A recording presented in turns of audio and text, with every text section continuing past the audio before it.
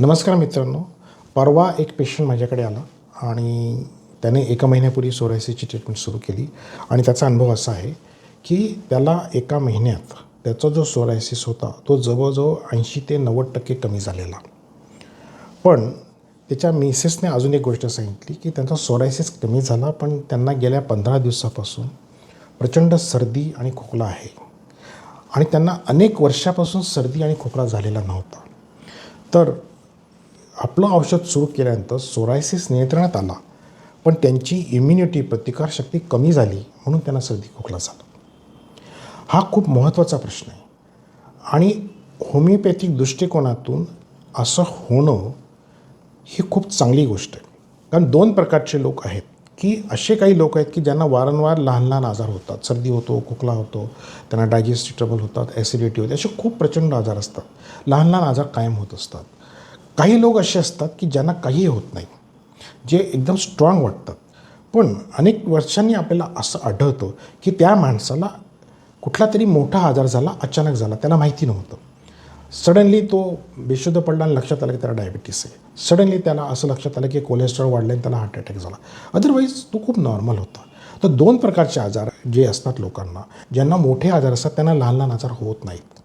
आणि ज्यांना लहान लहान आजार होत असतात त्यांची जी प्रतिकारशक्ती ॲक्च्युली ती रिस्पॉन्ड करत असते प्रत्येक एन्व्हायरमेंटला. ते सेन्सिटिव्ह लोक असतात.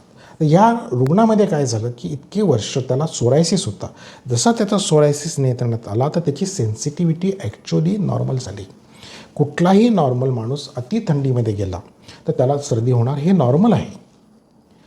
कारण आपलं शरीर प्रत्येक गोष्टीला संरक्षण करण्यासाठी काही लक्षणं देतं आणि आपल्याला सांगतं की तुम्ही प्रमाणापेक्षा जास्त थंडी किंवा उन्हाला एक्सपोज झाला आहात, ते नॉर्मल माणसासाठी नॉर्मल नाही आहे आणि त्याच्यासाठी तुमची शरीरावर प्रतिक्रिया करतं. अर्थात निरोगी राहण्याचं एक लक्षण हे पण आहे की त्याला सगळ्या वातावरणामध्ये तो स्ट्रॉंग असतो. पण ही एक प्रोसेस आहे.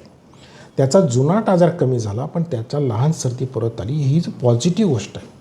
डॉक्टर जॉर्ज विथॉल्कस असं लिहितात, जे जगातले सगळ्यात मोठे डॉक्टर आहेत, की एखादा जो पेशंट आहे जो इनक्युरेबल आहे किंवा त्याला खूप मोठा प्रॉब्लेम आहे, जो औषधाला रिस्पॉन्ड देत नाही आहे, ज्या वेळेला तो औषधाला प्रतिसाद द्यायला लागतो त्यावेळेला त्याचा आजार कमी होतो, पण त्याचे जुने किंवा ॲक्यूट आजार, त्याला ताप येणे, त्याला डायरिया होणे किंवा त्याचे अपचन किंवा अशा अनेक डोकेदुखी, असे लहान लहान जी लक्षणं असतात ज्याला आपण किरकोळ आजार म्हणतो, असे आजार त्याला व्हायला लागतात.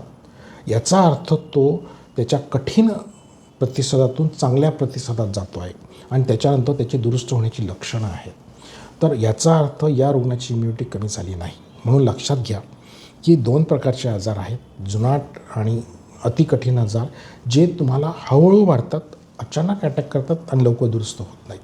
आणि जी ॲक्यूट डिसीजेस आहेत ते तुम्हाला एकदम येतात, खूप लगेच त्रास होतो आणि लगेच दुरुस्त पण होतात.